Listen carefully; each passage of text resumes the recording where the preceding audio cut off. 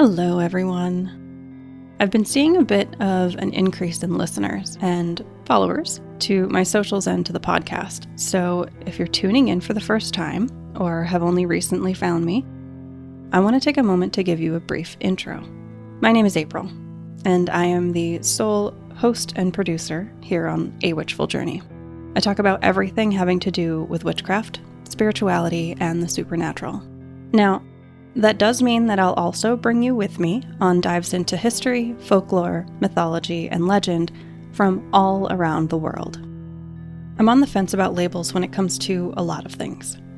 But to give you an idea of who I am, I'd say I fall under nerdy, eclectic, solitary witch. I want to know all of the things about everything, and then share them with you. This podcast is meant to be super informative, fun, and sometimes a little spooky. I may also be a bit of a spicy raccoon sometimes. I tend to practice my craft solo, as in I don't technically have a coven or a community of folks who I practice with on a regular basis, hence the solitary bit. But I am all for passing on whatever knowledge I have in order to help others find, choose, and/or navigate their path. If you've taken a peek at the episode list, you probably noticed that the content for episodes seems a bit random. And I'll be the first to admit that it is absolutely mostly random. And I understand that it seems like the topics are chosen by a goldfish, and that I don't have a niche. Which is partially true. I go with whatever topic feels like it needs to be talked about. I plan out the episode topics well in advance, but sometimes I completely change it if it feels off. And I don't niche. In my opinion, it is incredibly important to know as much as possible about the why, how, where, and who when it comes to what you practice. Otherwise, it just kind of feels like copy and paste, or photocopying a copy of a copy, and the original is lost somewhere, or follow the leader. Don't get me wrong, there are plenty of social media accounts that are informative, but there are also plenty of them that give you the most basic of basic without any other info. Before we dive into today's topic, I feel like we should do a little reading. I haven't done that in a while because the episodes lately have been pretty filled with info packed into them, and they could easily have been an hour instead of the roughly 30 to 40 minutes that I usually try to stick to. So today's first card is the Seven of Swords, which jumped out of my Tarot of Sacred Kingdoms deck midway through the second shuffle as I was asking what message I needed to add here. The Seven of Swords shows up to warn us of sketchy behavior. Someone could be trying to be tricky or manipulative. There could be lying involved, maybe an avoidance of responsibility. This could also be sabotage, deceit, or betrayal. This card shows up to let us know that it needs to be dealt with, but it doesn't really tell us the who in this issue. So I asked a clarifying question. Where do we need to look for this sketchy behavior? The Six of Swords was what came next. This card suggests it's an inner thing. In order to find our way back to balance, peace, harmony, and to ultimately heal and grow and prosper, we need to look within, to where we could potentially be sabotaging ourselves. It's not out of malice toward ourselves, but there are shadows that need to be addressed and past hurts that we should let go of because they're dragging us down and keeping us from growing. It's interesting that these cards came up because we're at the beginning of the new year, and this is generally a time when people resolve to make changes in their lives, let go of things that no longer serve, and set goals for the future. Harness the energy of the new year. Let that help to call out whatever inner thing it is that's keeping you from growing and prospering.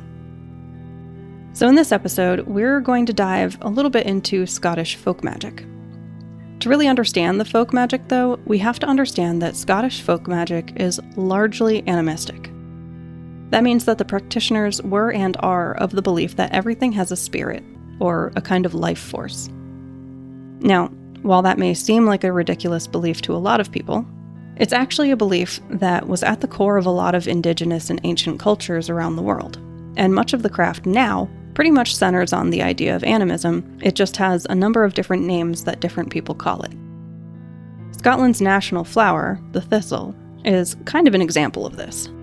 So, the thistle has been Scotland's national flower for centuries. And the story goes that in 1263, the Norse king Håkon IV, who was a later descendant of King Håkon the Good from my previous episode about Yule, was determined to conquer Scotland and claim it for Norway.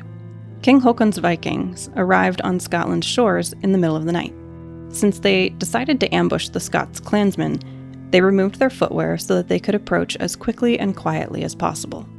Unbeknownst to them, there was a field of thistles between them and the Scots, and one unfortunate Norseman stepped directly on a thistle. He cried out in pain, and maybe some surprise, which roused the Scots and allowed them to defeat the Norse in the Battle of Largs. The Scots recognized the role that the thistle played in the events of that battle, and since then, it's become Scotland's emblem.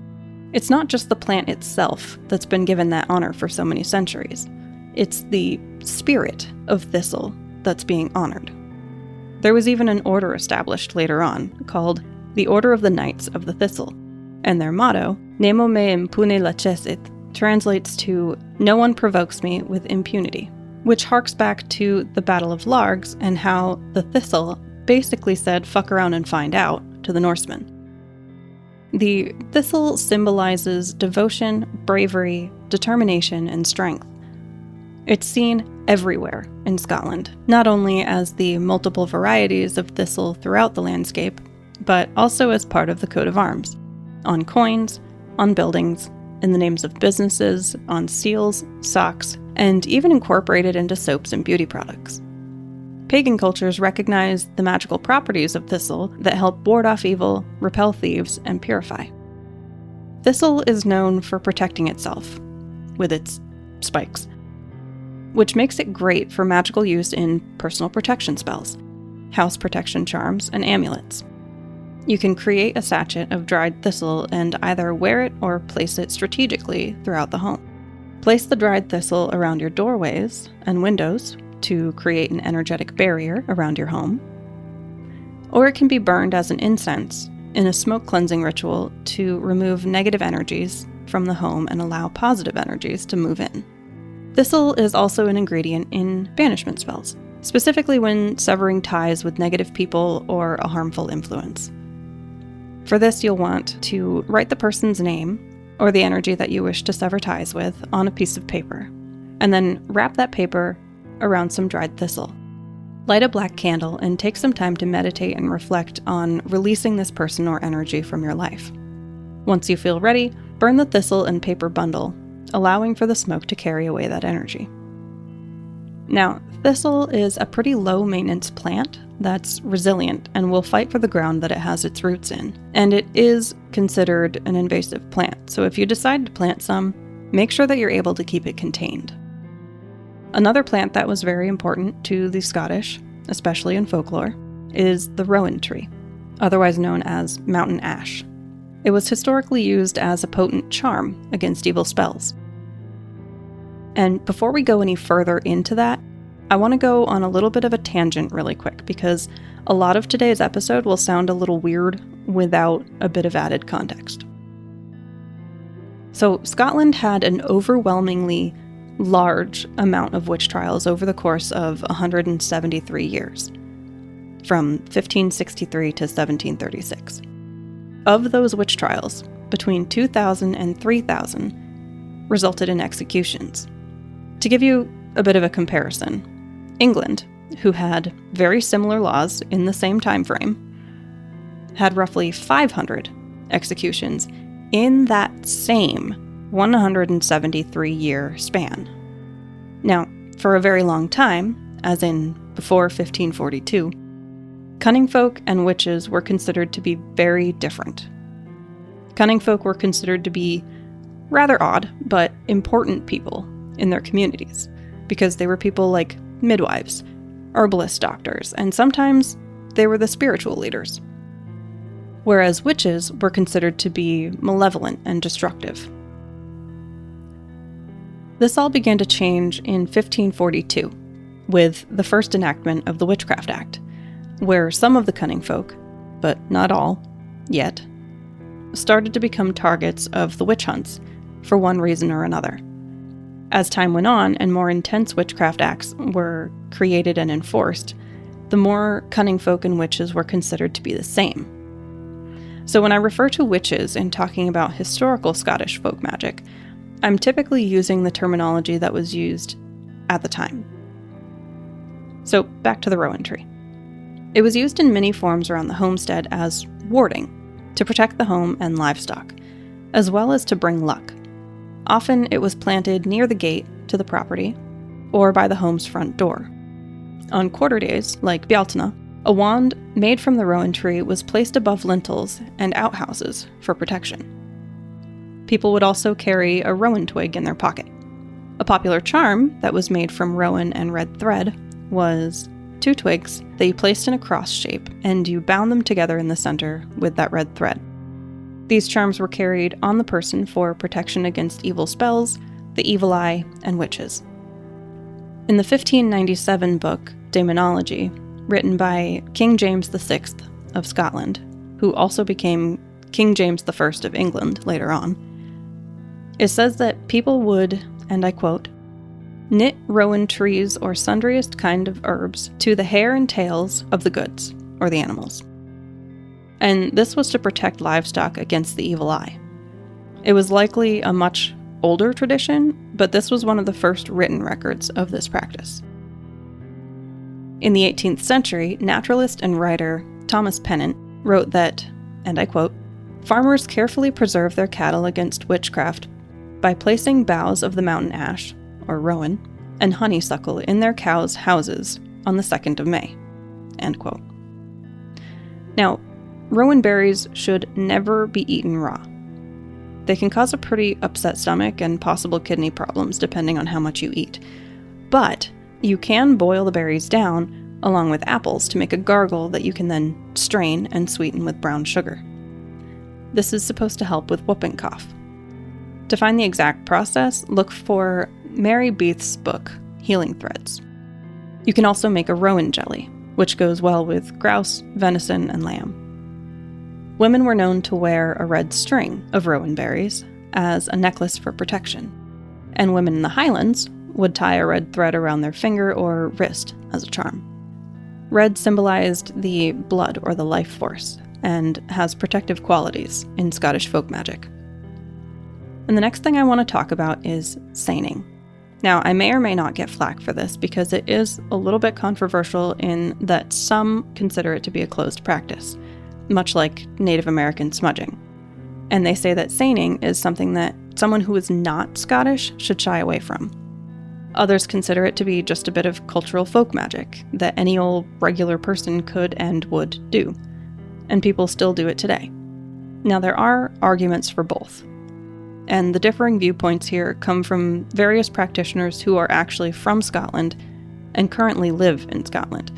I'm not going to get into any of the controversy, though, because my goal is to share information, and sometimes my opinion, with you, and what you do with that afterward is your choice.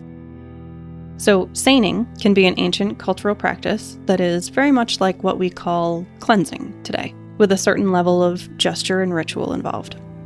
It's a way to remove negative energy and evil enchantments, as well as a way to bless and protect and purify a space or an object or person.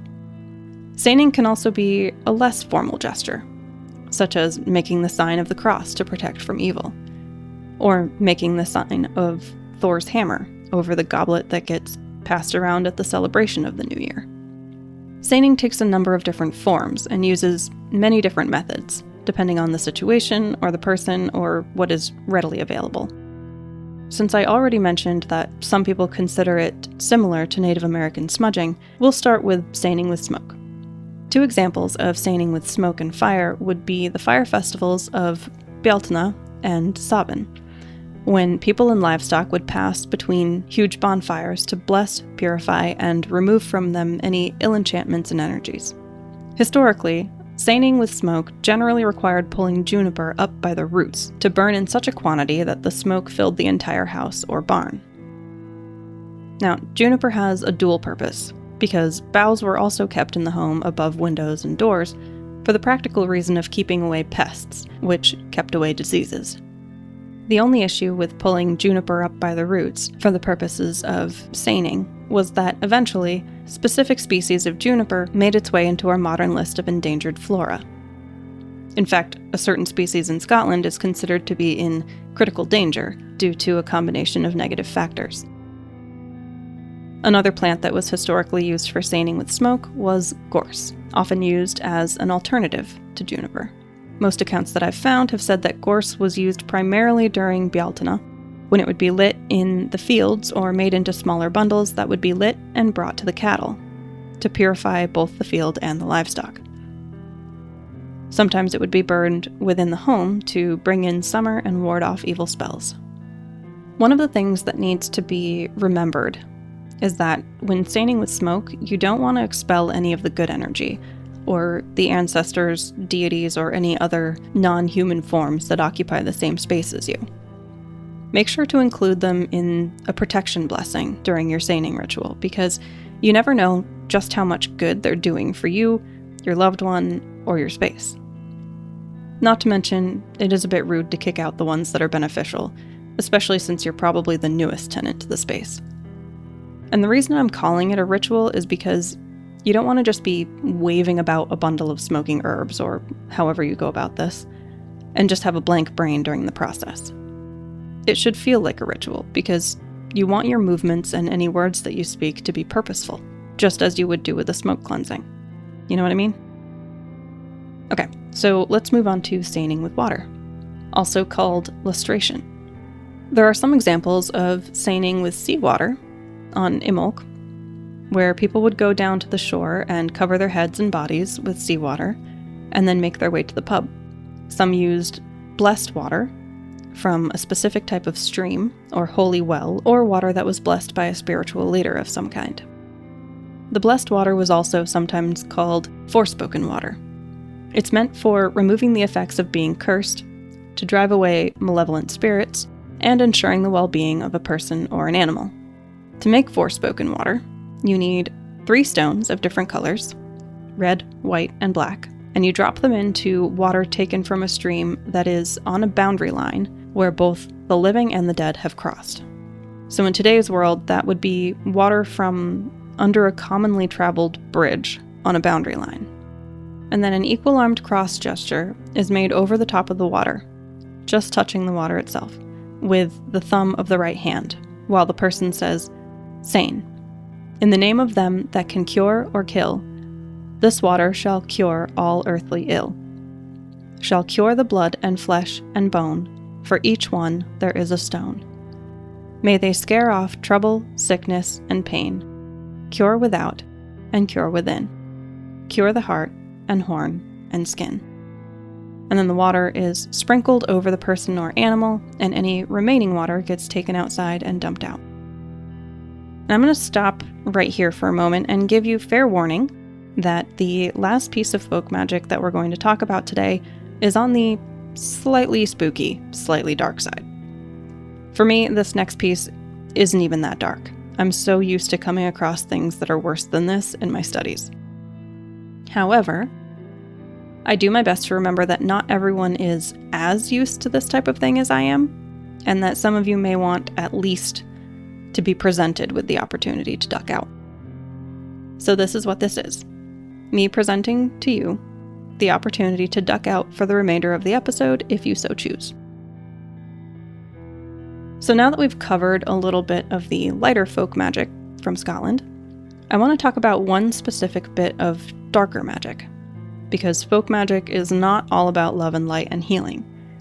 Sometimes folk magic involves things like justice, or hindering, cursing, or causing harm or illness to an enemy.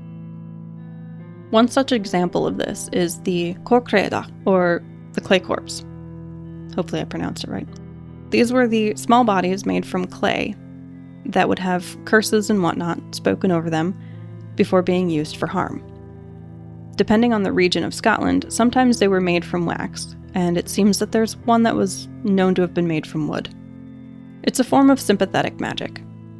More specifically, figure or effigy magic. The earliest examples of this type of magic comes from ancient Egypt or ancient Mesopotamia, which I talk a little bit about in episode 7. The way it works is that you create this figure, which is harmless until you ritually identify it with a specific person. This would include adding specific traits of the person in question. For example, if the person had really knobby knees, you would include that in your figure. Or if they were missing an ear or an eye, you would include that in your figure.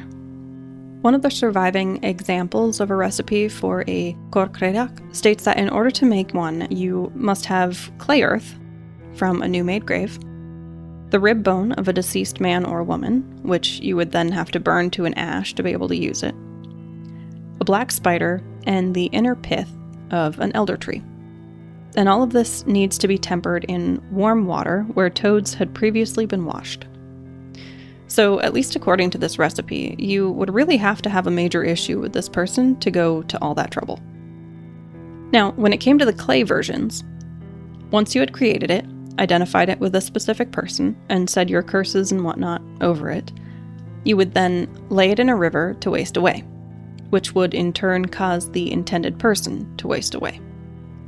In the English translated version of the Illustrated Gaelic Dictionary by Edward Dwelly, it reads, quote, "Clay corpse. When a witch desires to destroy anyone to whom she had ill will, she often made a corpse of clay resembling the unfortunate one, and placed it in some out-of-the-way stream under a precipice, in such a way that the water trickled slowly on it. As the clay body wasted, so too did the living body of the person it resembled. Were the clay body found, it would be carefully preserved, so the spell of the witch was broken." End quote. But that's not all. These clay bodies are pretty similar to poppets, in that they could be stabbed with pins or feathers in order to cause added intense pain in certain areas of the body. Edward Dwelly's Gaelic Dictionary goes on to say, "Sometimes pins were stuck in the clay body to make the death of the doomed one more painful. Several such bodies have been found, even of late years." And Dwelly's book was published in 1911. And it's the translation of the original book, which was published in 1902. And in fact, there are examples of clay and wax corpses in the Museum of Witchcraft in Cornwall. If the museum sounds familiar, that's because it is. We talked a little bit about it in episode 21. Supposedly, some form of this practice was brought to Nova Scotia at some point in the 1800s, and there's evidence that the clay corpse was used well into the 20th century, and is probably even still used today. Whether they've evolved in nature or use is the real question.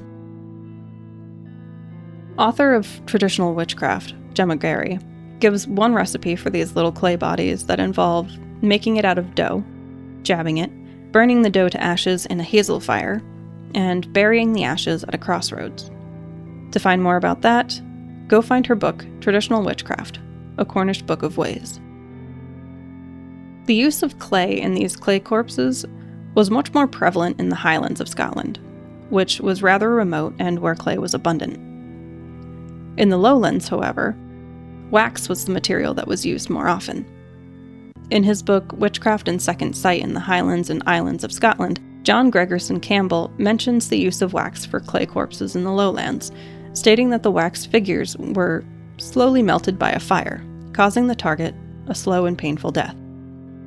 In 1591, Agnes Sampson, who we'll discuss more about at another time, described making an image from yellow wax, conjuring it under the name of her target, and placing it beside a fire where it would melt away, so that the target's life would melt away. As for the wooden ones, it seems they were buried in the ground in an area that wasn't traveled much. Fun fact: to give you an idea of just how often this type of figure magic was used, there are the remains of a temple in what is now Mainz, Germany. This temple dates back to the 1st century CE, and it's a temple dedicated to the goddesses Isis and Magna Mater, or the Great Mother. This temple served a highly international population, with many stopping by on their journey through the area to pay their respects or to ask for assistance. Among the copious amounts of ancient artifacts found at the site, a clay corpse was found, which had been inscribed with a name, pierced 6 times, once in each the neck, chest, stomach, hip, back, and rear, and then it was twisted and broken. The clay figure was found near an oil lamp, a clay pot, and some burned fruit, all of which suggest that this was likely a ritual that had been performed at the temple. We'll eventually talk about the temple itself in a future episode because I find the site to be fascinating, and I think you will too. Thanks so much for tuning in and hanging out with me today. If you enjoyed this episode and don't want to miss out on future episodes, hit those like and follow buttons. When we reconvene in 2 weeks, we're going to discuss mullion and rose quartz. I can't wait to share it with you. In the meantime, you can find me on Facebook, Witchful Journey Podcast, on Instagram at @_witchful_journey, on BlueSky at awitchfuljourney.bsky.social, and on YouTube, A Witchful Journey.